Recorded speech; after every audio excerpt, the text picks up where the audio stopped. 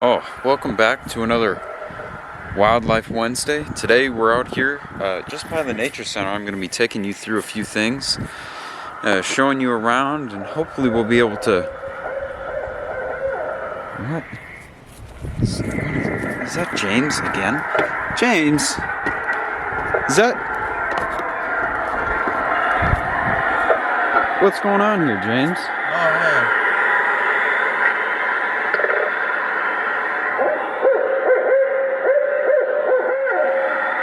You hear that? Yeah, I hear it. What?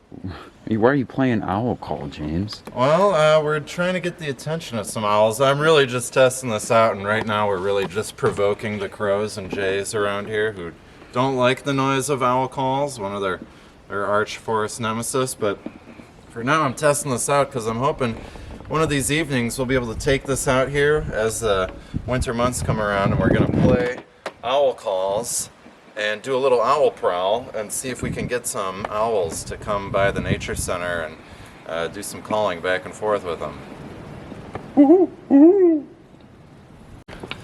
Wow, James, that's so cool.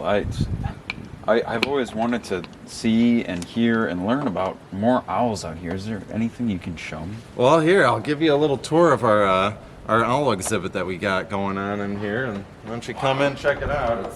It ain't much right now, but we're building it up. So here we got some of our owls, our Beth Lorenzen's owls, in our Nature Center exhibit here.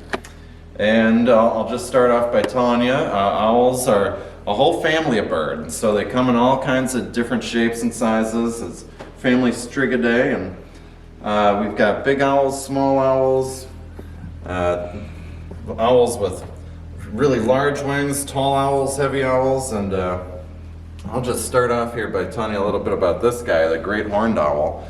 So the great horned owls are the most common owl in Wisconsin here, and we really only see owls at night, especially a lot of these guys. They're nocturnal, and they don't actually have horns. They've just got this plumage on their head, and all the scientists think that's to help the owls recognize each other in the trees. These tufts of feathers are called plumicorns, and they're really just big feathers that come out of their head, and they're really powerful predators. You can see here they got these huge talons on their feet. They've actually been known to attack red-tailed hawk nests in the night when they're not suspecting them, and they come through. They've got really soft feathers, and those soft feathers help them fly silently through the night, so they're not detectable by their prey or rival birds that they're settled into the territory with them. James, that's so cool. I didn't know that about the great horned owl. How many species do we have here of owls and other things like that? Also, other than the great horned owl, we have about 11 different species that you can find here in Wisconsin.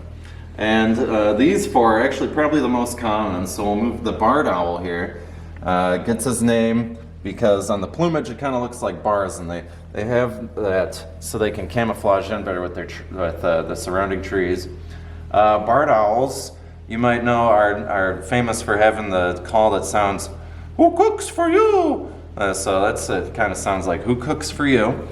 And they're actually a more inquisitive owl than great horned owls, so you would be more likely to get one and be able to see one if we were using our owl calls. And so up farther above here, we got our long-eared owl, and they're a little bit smaller, and they don't eat as many mammals. They actually eat more insects and vertebrates like that. And they nest way high up in the trees. So they're actually, unlike the barred owl, known for being they hide up in the trees, and they're a real shy owl. So it's less likely that we're going to be able to see one of those as we do our owl prowl later. And then moving on up, we got our smallest owl, a screech owl.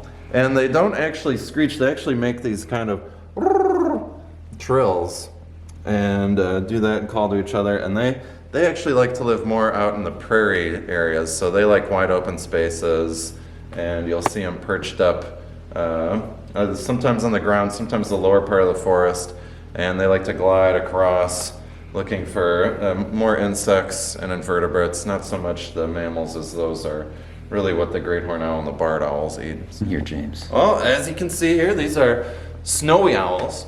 You might recognize them from the popular Harry Potter books and films, as Hedwig is portrayed as a snowy owl. And so these guys do live a little bit farther up north, and they have that snowy white color to camouflage them with their surroundings.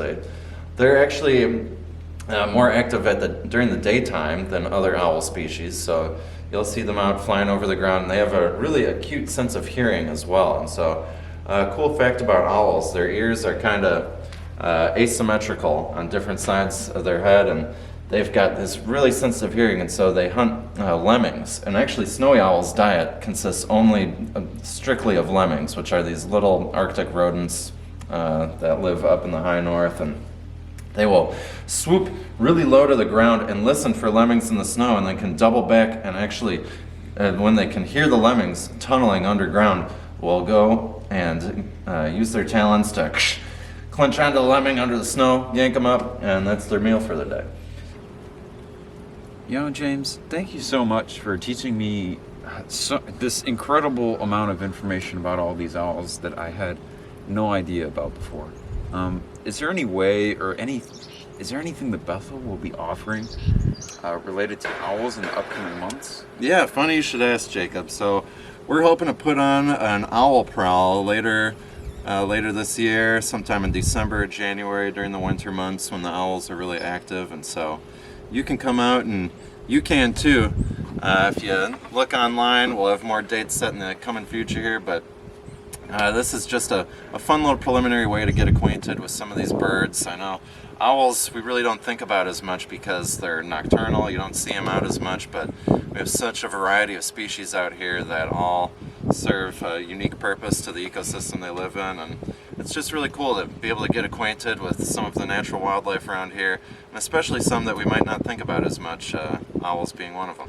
So thanks again for joining us for another Wildlife Wednesday. Until next time, keep keeping up and enjoy nature out there, and bird up with the birds out here, and we'll see you next time.